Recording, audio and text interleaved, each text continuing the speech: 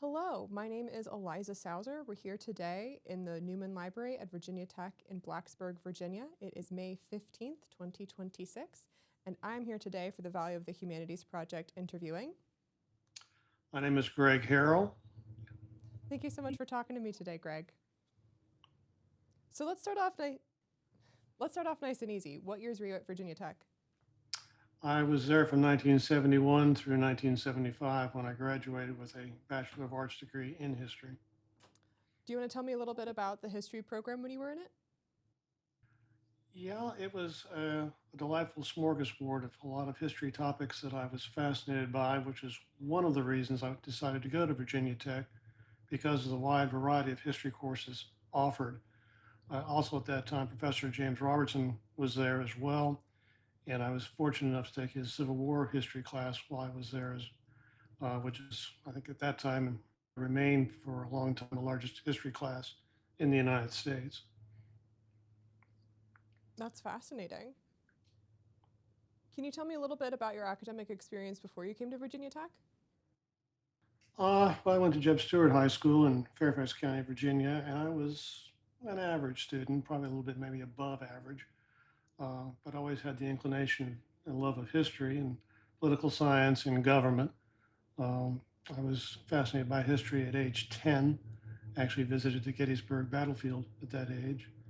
And my parents grew up or worked in the Washington, D.C. area.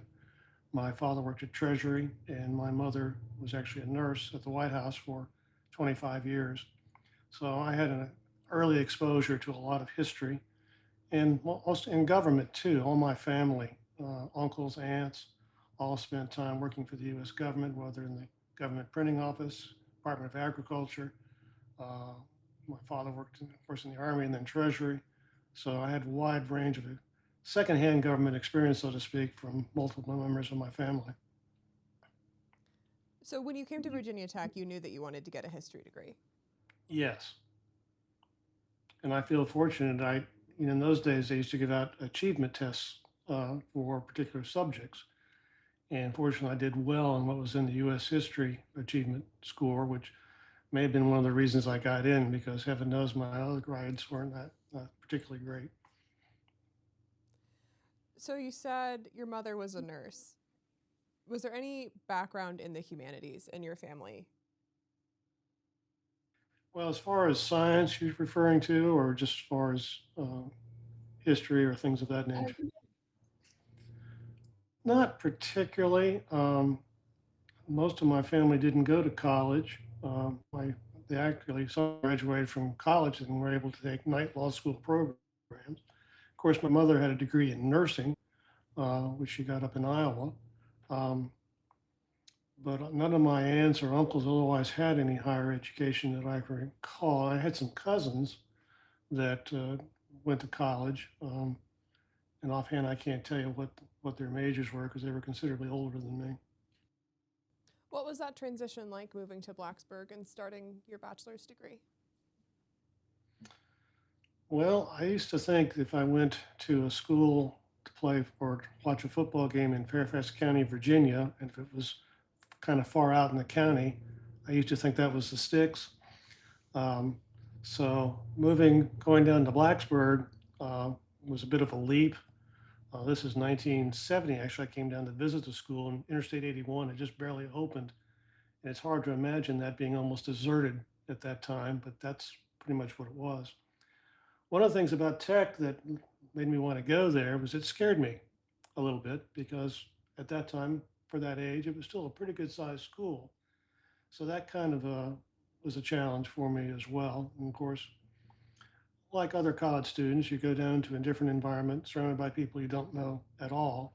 So just the transition alone, forget the coursework for a few minutes and being on your own without parental supervision, not that I require a lot, um, it was a big transition as it is, I think, for most college students.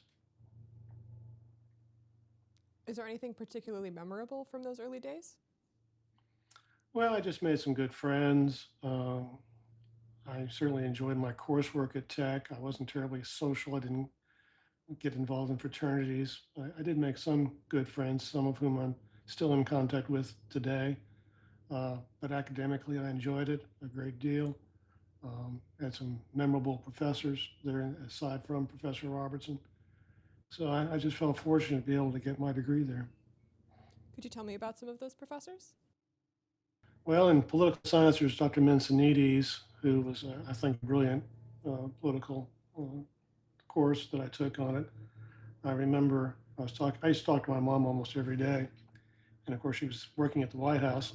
And I'd mentioned that Professor Mancinides had talked about praying for Henry Kissinger. And my mother, of course, knew Mrs. Nixon. Mrs. Nixon suggested that he also pray for the president, um, which I thought was kind of interesting. I don't know, it's difficult. Like I said, I had some other professors, some of whom the names escape me. Professor Mackey, English history, is one that jumps out. Like, I'm at a loss now to remember my Russian history professor who was really good. I took his survey course on Russian history, and I've maintained an interest in Russian history ever since. I regret that I can't think of his name off the top of my head, but he was a brilliant professor. Even if you don't remember his name, do you remember what made him such a brilliant professor? Well, I think an underlying theme of any good professor is their passion for the subject and their enthusiasm for it, even though I'm sure that they have repeated the same lecture with variation from time to time. But there's just a particularly admirable quality about listening to someone who's passionate about their subject and knows what they're talking about. Um, there is courses where often I found myself taking a mini nap during the course, especially after lunch. Um, but I never had that issue in any of my history classes, particularly with some of the notable professors I've referred to here today. Was there a particular area of history that you specialized in with your degree? No, not really. I mean, I took the Civil War history course. I'd actually been interested as a young man or kid. I was interested in Civil War history. As I got older, I was more interested in World War II history. So I studied quite a bit about that as well. But, I found some French history interesting. I mentioned that Russian history was interesting. I enjoyed my course on German history. Um, I wasn't much on the intellectual history, although I was interested in foreign policy. I never really got into that too much other than the straight history of the subject. Excuse me, with the time frame which we were talking about in history. Um, but it's been a passion of mine all my life. I've probably earned the equivalent of 3 or 4 history degrees. If you look at just what I've read since I got there. I'd be remiss too if I didn't mention I had a minor in education, as I didn't want to get through college with at least qualified to do something other than history. Kind of thought that was kind of important. So I did get a minor in education. Um, and that was helpful to me in the practice of law because in law, for example, you're teaching, you're trying to enlighten your client, you're trying to enlighten fellow attorneys, you're trying to enlighten judges, which turned out being my most difficult students. But it was important. And then I always remember one of my education teachers saying that, well, in college, you learn how to learn, that it opens up areas for you to pursue and to figure out how to do it and when to do it and what to look for. And, I think that applied to every aspect of education.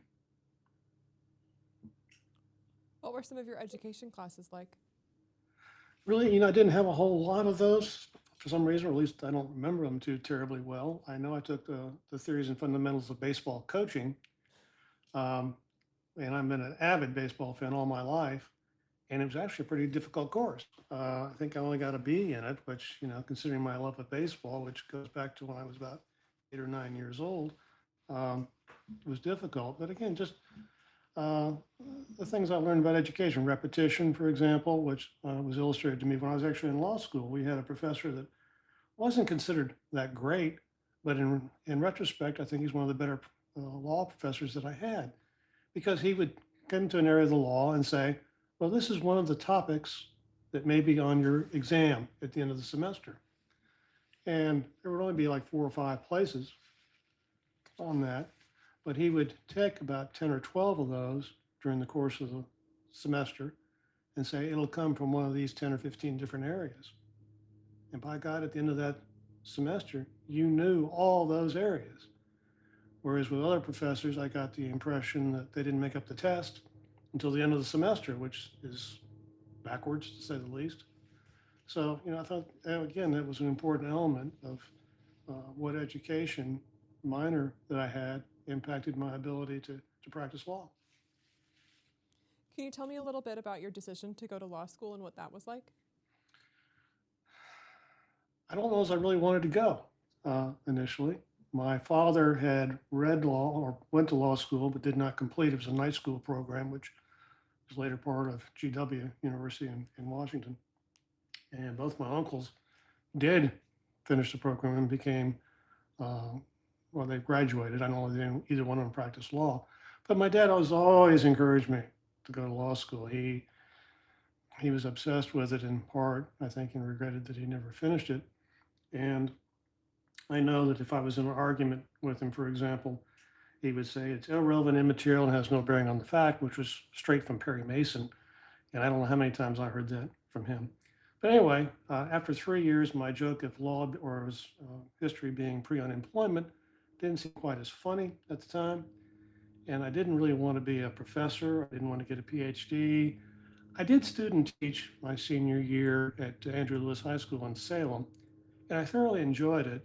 But I had a good mix of kids. It was only one quarter in those days. And I actually did the lecture on President Eisenhower and President Nixon. And those are the two of the things I really remember as well as about anything, perhaps in part because after I finished, as I neared the end of my lecture on Eisenhower, I read an excerpt from his Cross of Iron speech that he gave to the American Society of Newspaper Editors when the speech, so I ended up with that. It was about 3 paragraphs. And I was starting into it, and the bell rang to end the class. And there were over 100 students in there. Not a one moved until I finished the speech. So it's kind of a good feeling, although I did have one young student come up to me and wanted to know if I was Eisenhower's cousin. I think he thought I was a little favorable to President Eisenhower. But, it was just something I thoroughly enjoyed, talking about topics that I had a fascinating interest in. Excuse me. And I think perhaps that enthusiasm was conveyed to the students, and hopefully what I had to say did as well. I also did the one on Nixon too after that. But anyway, going back to why I went to law school, I wanted to get a job and I wanted to do something. So basically I just took the LSAT and applied to about a dozen different law schools, all but one of which I was refused or turned down, except for the night school program at University of Puget Sound there. But I got turned down at all of them. And at that point, I was working as a file clerk at the White House in a summer job. And one of the schools I did apply to, however, was the Cumberland School of Law at Samford University in Birmingham, Alabama. And that was because my dad had worked with, after he retired from his government service, a real estate company that was directed by a man who had graduated from the law school when it was in Cumberland, Tennessee. This is back in the early 1900s. And his name was Coleman Gore, and he was related to the Gore family. But in any event, I applied, was turned down, and my dad was determined for me to try to get in. He called the law school in first part of August, and they told Mr. Herrell, we have no intention of taking any further action on your son's application. Well, it was getting to be late August. My only prospect at that time after the 90-day appointment was maybe perhaps working as a volunteer for the Ford campaign. This is in 1975. And we kind of know how that turned out. But in any event, one Friday afternoon, I went out to lunch and I came back and my coworker said, you received a call from your cleaning lady who said that the Cumberland School of Law called you. So I go out to a phone booth at the old executive office building and called the lady at Cumberland who asked me if I was still interested in going to law school. I kind of said, yes. And she said, well, great. Can you be here on Monday? This was Friday. And so I said, yeah, I'll be there. And my dad and I packed up the old Chevy Nova. My mother was actually in Vail, Colorado with President Ford. So Dad and I drove to Birmingham, Alabama, And orientation was Monday, and classes started about a day or so later. And we actually had one classmate who actually was admitted like 2 days after. I was just incredibly fortunate because, as best as I can tell, what happened was that you had students that would be accepted one place, they'd be on a waiting list somewhere else, and then at the last minute get accepted to their first preference, and then they would change and not go to Cumberland. I don't know if the following year that happened at all, but I was just so lucky, A, to get in so many different respects. But yeah, that's how I got into the Cumberland School of Law at Samford University in Birmingham, Alabama, which by itself was an interesting story because in those days, Alabama was the land of Coach Bear Bryant of Alabama, who's still there, uh, George C. Wallace, who was on his second term as governor, and churches and God. And it was pretty much in that order when I was there. Uh, but I was just so fortunate to have such a great experience there. I have to mention also that the law school's most famous graduate was Secretary of State Cordell Hull, who was FDR's Secretary of State for most of his administrations. Are there any ways that you feel the history degree from Virginia Tech helped you when you got into that law school program? Well, I think it does. I mean, you have to write quite a bit in history degrees and essays and things like that. So it was helpful to it. Um, Although it almost got me in trouble my first year because I had a bad case of spring fever. Second semester of law school, and unfortunately, I was only about 10-minute walk from a bookstore. And unfortunately, I found most of my courses in law school to be pretty dull. Uh, Fortunately, the practice turned out to be more so better, much more interesting than the study of it. But in any event, I was having a bad case of spring fever, and for some reason, I had picked up Carl Sandburg's book on Lincoln. I was spending more time studying or reading that than I was studying for my exams. And fortunately, the first test I took was contracts, and I came out of that sure as the devil that I flunked it, which kind of got my attention for the rest of the exam period, and I managed to scrape through. Um, Although I should say that there is what they call a horn book, which is a book devoted to a particular area of law, and the one on torts actually had a reference to a case by a guy named Abraham Lincoln. But that's about the only connection, perhaps, the history degree had, other than just the reading and writing skills and perhaps analyzing things a little bit. Are those skills that you feel you learned in your histories classes, the reading and writing and analyzing skills? Well, it helped, I think.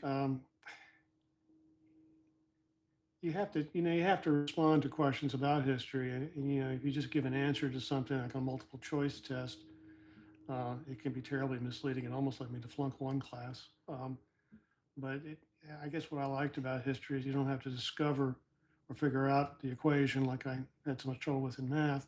It's there, but you still have to provide your understanding of what happened, even though you've read what happened. It doesn't always necessarily tell you why. It gives you some ideas on it. And I found in history, as in so many other things, it's kind of like an onion. You have to keep just peeling away, and you're trying to keep down to what might be the ultimate truth if such a thing exists. But it's the same way in law. You have to keep peeling away at something and looking at something and looking at the case law, looking at the arguments to try to get as close to a good, solid argument as you can. And I think the same thing applies to the study of history. Is there a specific area of law that you specialized in? Yeah, primarily we were a plaintiff's law firm, I should say. My partners did personal injury work, car accidents, that type of thing. But we also had what was then a fairly sized black lung practice where we're representing coal miners and their claims to get federal black lung benefits, and also Social Security disability, where a person became unable to work and was turned down by the Social Security Administration, and two-thirds of those that file for disability are turned down. So I represent a number of those individuals. In those cases, could be lengthy. I had one federal black lung claim that took 25 years, but also did workers' compensation, which was also obviously a related field. Injuries were on the job, and then trying to fight the insurance companies to make sure they got paid. So yeah, it was black lung, especially early on, and then more so Social Security. I did workers' comp for a while, and then I did both comp and Social Security. But the last 15 years or so, my practice was pretty much devoted to Social Security disability, which also involves a lot of science because you're dealing with what prevents a person from being able to work. So I had to become well versed in orthopedics with the back injuries and knee injuries, and also with depression, which worldwide is the most disabling condition in the world. But the secondary depression and anxiety that people got when they got hurt, couldn't work, impacted their ability to focus, to concentrate. So maybe you could lift 20 pounds, but if you can't focus or can't get along with your coworker. So yeah, that was the area of law that I practiced in. And I felt it was one of the most satisfying things in my life that I was able to do because I felt like I was a well-paid social worker. I was helping people be able to pay their rent, put food on the table, and support their families. The black lung cases, is that something that you became more familiar with when you moved to Appalachia when you came to Virginia Tech? I'm sorry, say that again.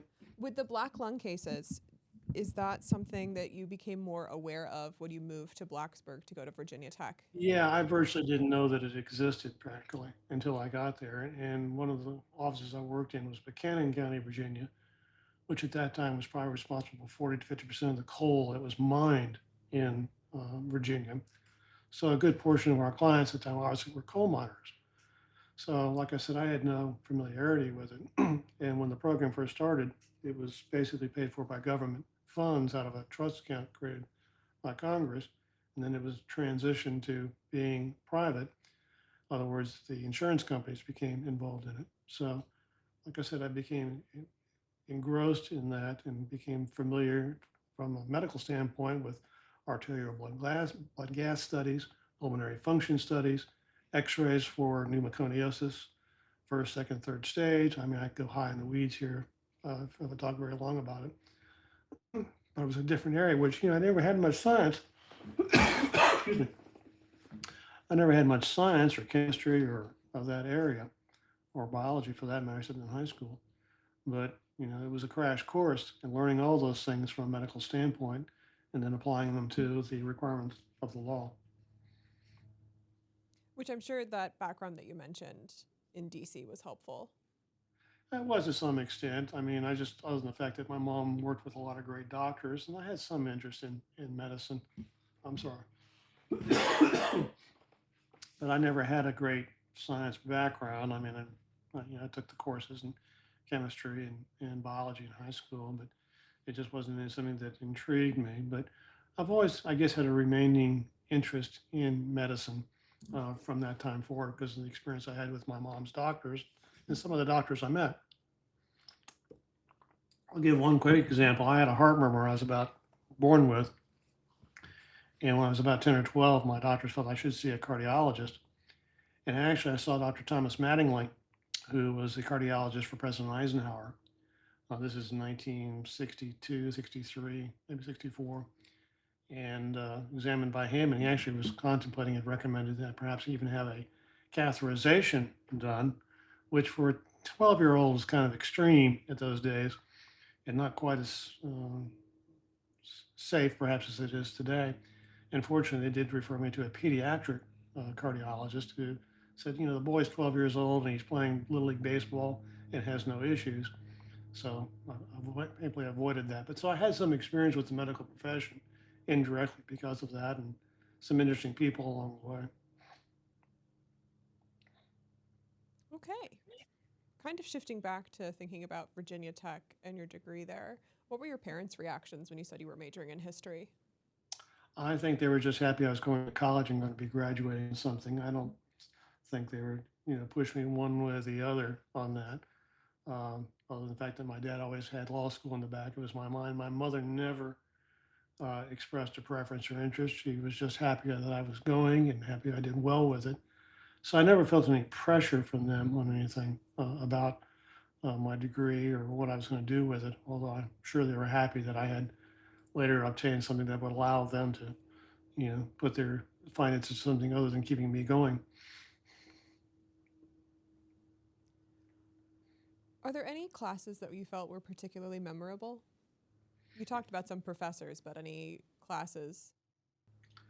Well, again, I guess the political science classes that I took were interesting. The German history ones were interesting.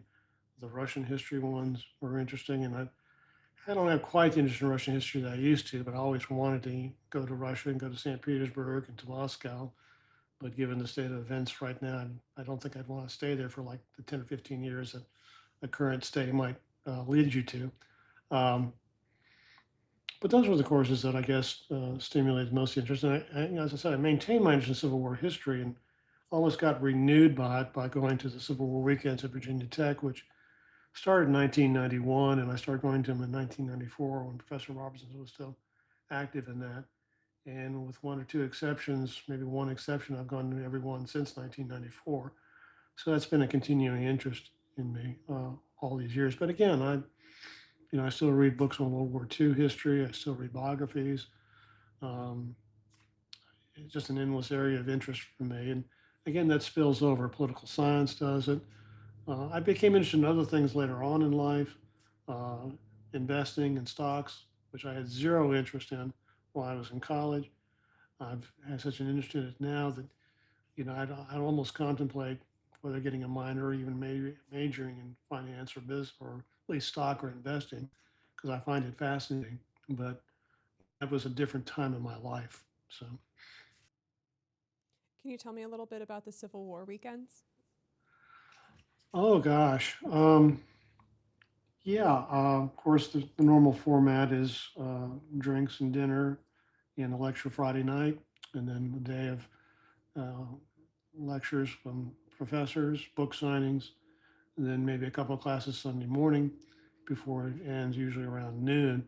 I know Professor Robertson was one time, he was an Anglican, he was ordained as an Anglican minister, and he actually conducted on a Sunday morning what would might have been a church service under a tree for soldiers in the Civil War.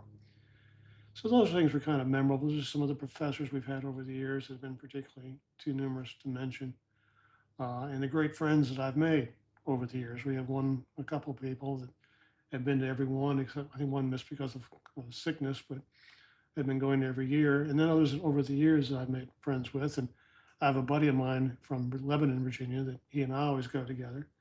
So it was a chance to not only absorb and buy more books than I'll ever have a chance to read, but to have interaction with people throughout the state of Virginia that, one time a year we get together and there's, the lectures and there's drinks and conversation, which has been um, by itself, almost independent of the lectures themselves, a source of great satisfaction and pleasure for me.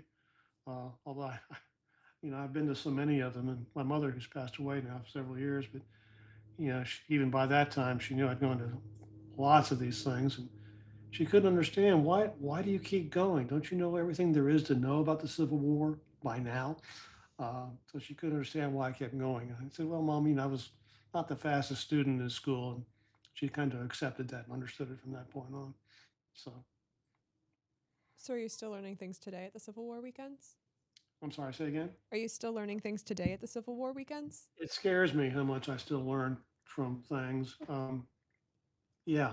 Um, Professor, we had the theme on the last Civil War weekend was innovation in the Civil War. And they were all topics that were very interesting and I enjoyed it. But actually, I ran across a book that I bought probably before then, and perhaps was the most marketed innovation during the Civil War, the dollar, debt, in terms of how the government even paid for the Civil War, how it financed the Civil War. We didn't have the US dollar in those days, and every state was giving out their own currency. And when the Civil War started, the government was virtually broke. And so Salmon P. Chase, who was the Treasury Secretary, had to come up with plans to figure out how to finance the war. So basically, it was on the credit of the United States. I mean, the dollar bill, if you just look at the dollar bill, is worthless, but it's all based on the sound credit and capacity of the US government. So, how they were able to do that? I mean, we had the income tax, which started during the Civil War. You had the creation of the dollar, which started during the Civil War. And it was the economic strength of the United States that allowed us to purchase the weapon, to pay for the soldiers, with the corresponding inability of the Confederacy to find a means of doing that, with rampant inflation during that period of time. So, to me, it was one of the greatest innovations that came out of the Civil War, which we're living with through today. So, with the Civil War weekends, you're still engaging with history as a field. Are there other ways that you engage with the humanities beyond events like that? Uh, Probably not too often. I'll go see online courses, and I'm a voracious reader still. I'm a voracious reader of the news, which can be rather challenging in these difficult times. I scan every morning the Washington Post, New York Times, Wall Street Journal, and then also listen to investment stuff. So I'm always learning things, and even like just mentioning about learning about the dollar. Then you're reading about what the Federal Reserve is doing and how that even came into being. So it has an impact indirectly on things that go on every day. The immigration fight. If you don't know anything about the immigration in this country, then you're poorly equipped to deal with the immigration issues we're facing today. And heaven knows, I think too many of us are so poorly equipped to deal with the issues of the day, which many of them go back to the beginning of the government itself.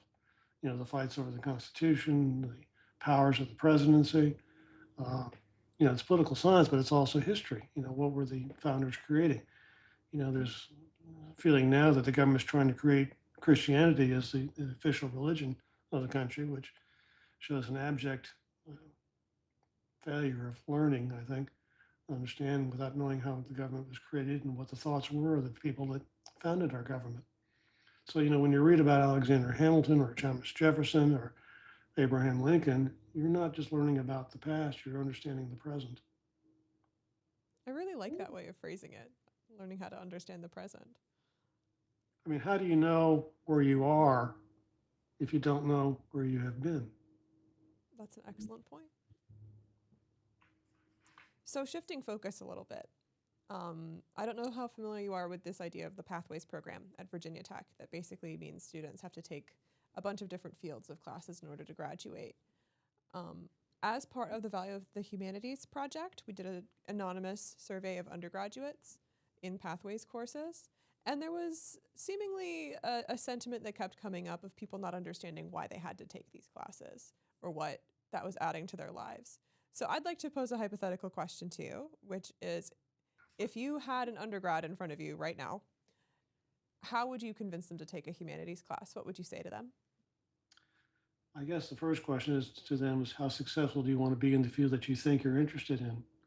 Because invariably, there's going to be elements that are totally outside of what you're concentrating on or your present interest in that will influence how well you do in your particularly chosen field. There's a lot of questions about the humanities right now. I've actually reviewed a couple of articles on it prior to all this.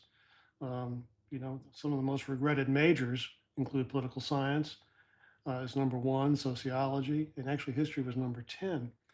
But then there was also an article by a lady that became an anthropologist, and she just took the article or took the class as a whim because it was convenient to her schedule. And although anthropology majors have a high unemployment rate, uh, she found worked her way into public health, and her studies and how you studied anthropology led her to a wonderful career in public health, also helping the government in terms of how to feed countries and what to do with countries. And their unemployment right now is about the same as it is for computer majors. So the thing is, when you're at that age, you don't really know for sure what you're going to want to do or what field you might be in. And I think it's important that maybe you don't have a major in liberal arts, but at least have a fairly wide variety of some coursework that you're going to take that you may think, why the devil am I taking this? And then all of a sudden something else will come into play in your life and it'll go back to what you studied there before. There was an article about, in today's paper actually, about graduation commencement speeches. And one of them was a 2005 address by Steve Jobs. And he talked about he pretty well dropped out of school, but on a whim, he took some elective courses. And one was on calligraphy. And he became fascinated by calligraphy and the shapes of letters and things. All you have to do is look at the Apple computer system and see the impact that had, because that's derived from the classes that he took in calligraphy. So there's just all kinds of things that will come into play, and it'll make you better at what you think your major is going to be if you have sources of information from different fields that will come into play. It's hard to quantify that. And I can't put a dollar value on it, but it will enrich your life, it'll enrich what you do by having some different perspectives on this thing. In law school, all the courses I took over 3 years, hardly any of them had anything to do with what I practiced. All right. But I had a grounding in this whole variety of the areas of law that served me well in my practice of law, but also just in life in general, because you know what direction the law is in certain fields. And I think that's the way in general coursework as well. I wasn't a science major, but you had to learn some things about science. Certainly wasn't a math wizard, but you had some groundings, although I dispute the necessity for algebra. But there's just so many different things that will have an indirect role on you that will probably make you better at what you do in your chosen field. And I think also will perhaps have the potential to make you a better citizen. And we all can certainly work on our citizenship skills in this day and age. Kind of going a little bit deeper, how would you define the humanities? Well, I think it's just the total of all the variety of subjects that we're talking about, whether it's biology or history or anthropology, um, sociology, even some of the sciences are involved because philosophy, but how do you deal with philosophy? You don't know something about biology. Going to the humanities in general, and I can't express the satisfaction I still got pursuing classes that I never had much follow up with. I took one of my favorite courses in college was American literature, which was from like 1900 through 1960s. And I know I wouldn't have read Huckleberry Finn, but my my college professor, Professor West, James West was his name, said, well, you understand American literature, contemporary American literature, you have to know something about Mark Twain. Excuse me. So yeah, I read Huckleberry Finn, and I've read Steinbeck, I read F. Scott Fitzgerald, um, read Hemingway, and even though I haven't read too much of those books since then, it's always influenced me a little bit. I mean, and how do you understand culture if you don't understand something about Hemingway? I mean, there's just so many cultural references to him. Or F. Scott Fitzgerald, I'm still remaking films by them, or by their stories.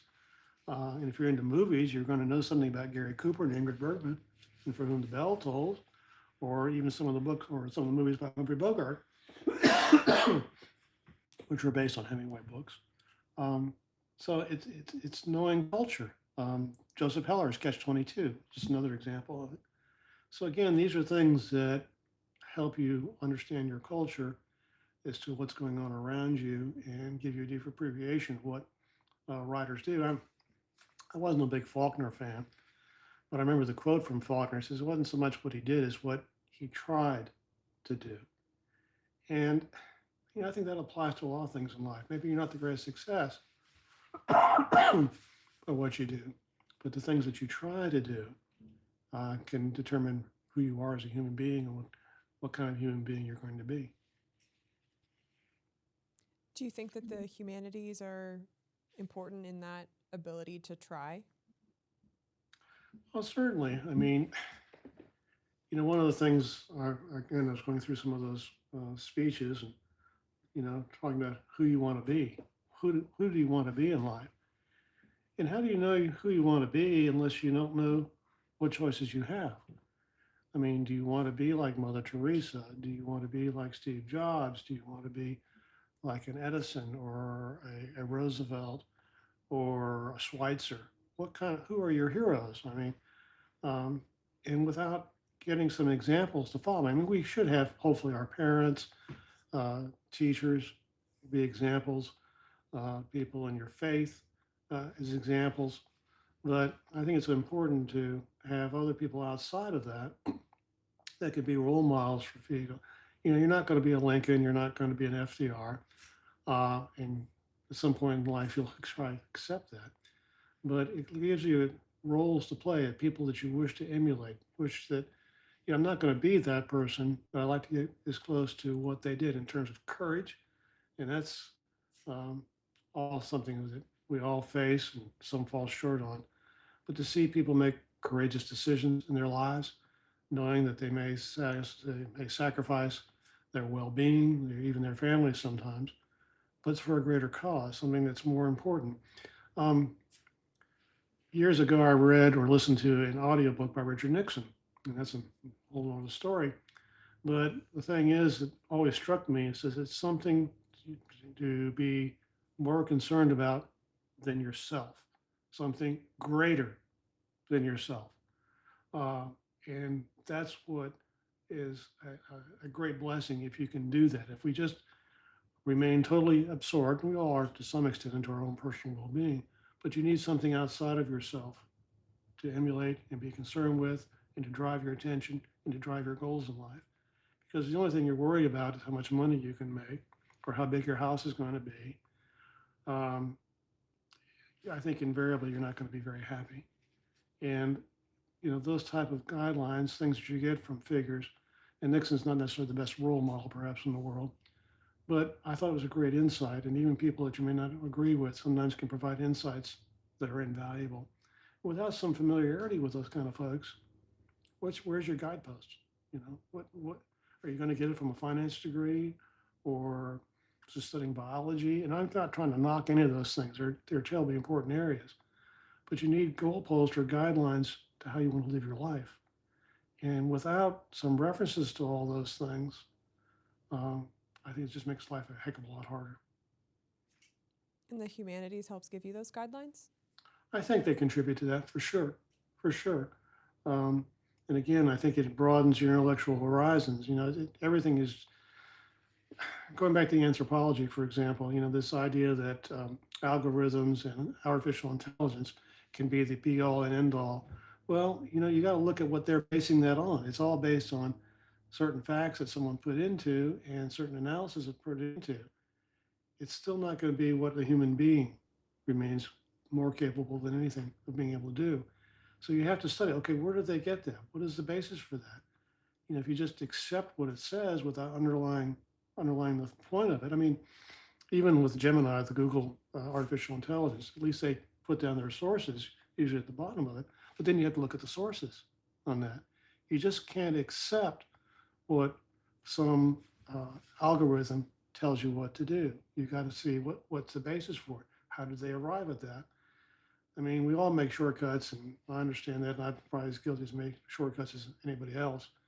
But on fundamental things, important decisions, you have to dig a little bit. You just can't accept that or a conclusion from something without endangering your well-being or endangering your life. And you know, I've always hated making mistakes.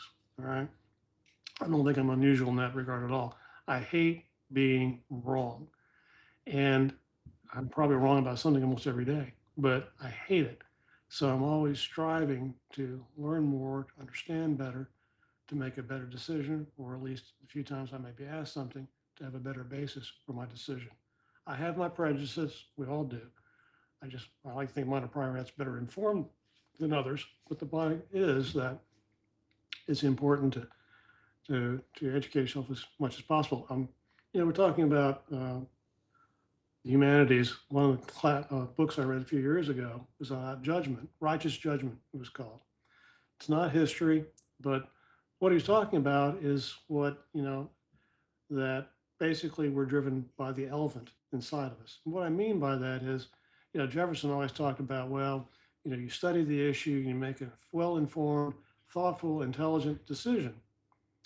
That's not how we really operate. We are all guided by our passions, our fears, and we have that elephant inside us that decides what's going to happen next. And the only thing that you can do is be aware of that to inform yourself as well as you possibly can and address what your prejudice might be by learning the facts and doing the best of your ability, letting the facts in your brain, which God gave us, I guess, use it to overcome whatever fears or prejudices we might have. You're not going to completely do it, but by gosh, you need to be aware of it and try to address it as best as you humanly can, and hopefully make a good decision as a result of that. That's part of the humanities. I think that's part of the broader field that we've been talking about here today. That's interesting. Thank you. So these interviews for the Value of the Humanities Project are going to be archived here at the Virginia Tech Library and Special Collections. So theoretically speaking, 50 years from now, someone might come in and be doing research on what in this time people thought was the value of the humanities. Is there anything that you'd like to make sure that you would be able to say to them through the archive? Well, God bless you for making the inquiry. I hope that there are some lessons us folks that have been around for years that will carry forth and be present and helpful to you in the future. Um, because anyone looking at this, you are the future. You are the future of our country. You are the future of our great grandchildren. And my hope is that some of what we leave with you today can be of some benefit to you personally, to your family, and to this great and wondrous country. What kind of benefit? Well, just make you first have a richer life in terms of your well-being, your ability to deal with stress, you deal with your family, to deal with the work that you've chosen to do. And there's always going to be tough times, no matter what age or what part of life you're going to. And hopefully something from this will be some way to help you get through a difficult time or understand the time in which you live. And anything that we can do, and heaven knows there's all things all of us would like to do to make this world a little better. If we can just move that needle ever so slightly, then I feel that we've been bringing some benefit to someone. None of us are going to win the Nobel Prize, or at least few of us are going to. But if we can just move that needle a little bit to make the world a little bit better place, we all have family members. I have a grandchild. I want to see a better life for them. I want to see a better life for her grandchild. So my hope is that we work hard, we believe in some of the great values that we've learned over the years, and we believe those values are enduring and can last and be a good post for generations yet to come. Thank you. More current time. Is there anything that you'd like someone to take away from your experience with the humanities?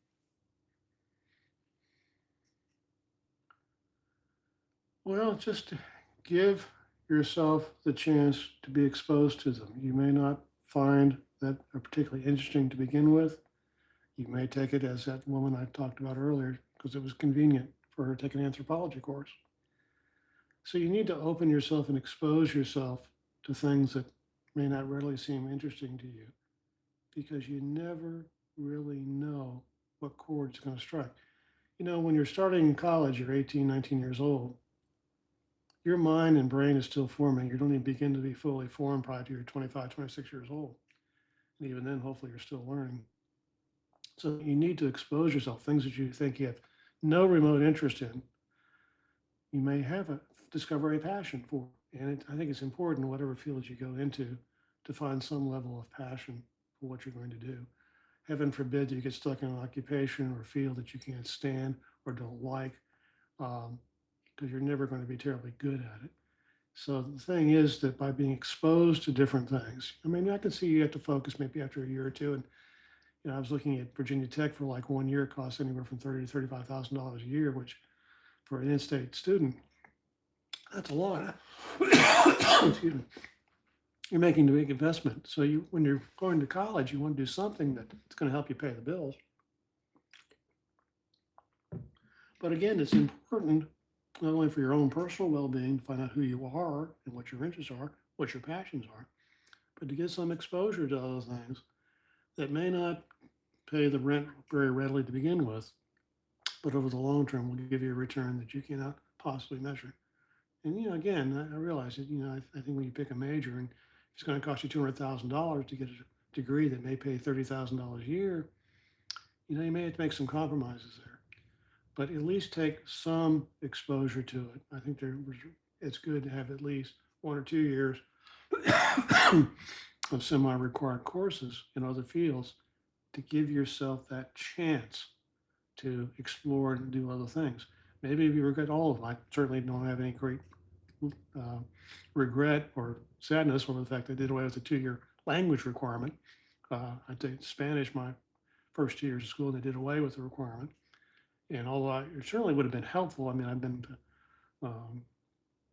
countries, El Salvador, for like 13 times for visits or mission trips. And certainly knowing Spanish would have been a lot more helpful to me. It was just the only thing I succeeded in doing that was lowering my grade point average. But the point is that, again, you're exposed to different things and you just can't appreciate or take, I don't want to miss the chance to find something that will spark your interest and perhaps lead you in another direction that you never even contemplated without taking that silly required course that was convenient to my schedule.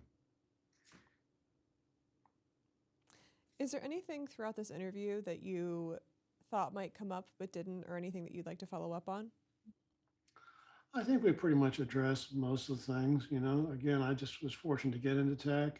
It gave me a chance to learn and study a variety of things to learn how to learn, so to speak. And it gave me a chance to, and I couldn't have gotten into law school unless I had an undergraduate degree. Um, so I'm just so grateful for the chance that I had to go to Virginia Tech. It's a great school then. It's a great school now. I'm not the biggest hokey person in the world. I don't go to a lot of football games, maybe one in 50 years. But I have an abiding interest in the welfare of the college and the university, and particularly the history program. And I wish it all the very best in the future, and will continue to express my interest and appreciation for as long as I draw a breath. That's been similar to my experience with the history program here, too. I feel very Great, lucky. great. All right. Well, thank you so much for being willing to talk with us today. This whole oral history thing doesn't work if people aren't willing to talk to us. I'd just be alone in a room with a lot of expensive camera equipment. Well, again, I think it'll give you a chance to learn as well. And we never stop learning. Um, that's the curse of curiosity. You always want to learn something, and every day I'm trying to learn something. God help me with Google studying things like how recent, and then I have to go Google it. Um, but it's curious. It's a bit of a curse because the more one learns, the more ignorant one realizes one is. But in order to compensate for my ignorance, I try to learn more, and only to discover that for everything I learn, there's 10 more things I don't know. But it's a fascinating journey, and it what makes life interesting and engaging. And to be able to be engaged in your interests and your passions, in terms of life, I often think of Monet, the great painter. And Monet painted in the morning and died in the afternoon. I mean, how much better can it be than that? So if you read a good book or have a good conversation with a friend or appreciate a great work of art, and take a pass away during the nap in the afternoon, hey, you know, to have that kind of interest, I think that helps you keep you alive. I mean, if you're not interested in things, if you don't have any passions, you're not going to make it probably to 60 unless, God forbid some other interest gets you.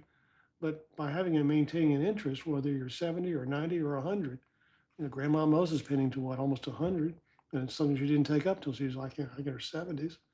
Uh, but having an interest and a passion in something, whether it's flowers, which I'm interested in, whether it's business, which I have multiple interests, and it just keeps me engaged and curious. Well, I wonder what's going to be next, or what can I do to do that? And my hope is that these conversations and the topics that we've talked about stimulates that interest in others, uh, to keep them engaged and to want to know more and to find out more and to engage with people about them as well. So you just talked about paintings. Some people would say that that's arts and make that separate from the humanities. Do you see arts and humanities as the same thing, or how would you define those? I think it's terribly connected. I mean, how can you, look at Monet's garden, okay? Well, the plans that they have to do to recreate that has changed considerably from the time Monet painted it. But without an appreciation of art, would you appreciate the flowers that are in the art? Um, would you appreciate what he had to live to do that type of work? So yeah, I think they all are interrelated to each other. Um, Sculpture, monuments that we have, um, what it takes to build those things, whether it's the Egyptian pyramids or the Lincoln Memorial, uh, all those things. And you could say, well, it's not humanities, but yeah, it is. I mean, you study the White House, but if you don't know it was built by slaves, I think you got a problem there. Yeah, you want to know who designed it, and that's interesting. That's not necessarily humanity, but it was humanity that went into building the thing and keeping it going. And it's what we struggle over this very day for a whole host of issues. So yeah, I don't know that you can separate them. Interesting. All right, I think that's all of the questions I have. Okay. Are there any questions you have? No, I'm hopeful that maybe it'll be of some benefit to someone in the future. If it benefits one person, uh, then the whole thing makes it all worthwhile. That's all we can hope. Well, thank you so much. Like I said, really appreciate your willingness to speak with us. Well, God bless. I wish you well in your continuing endeavors in this field and in others, whatever that future may be. Thank you.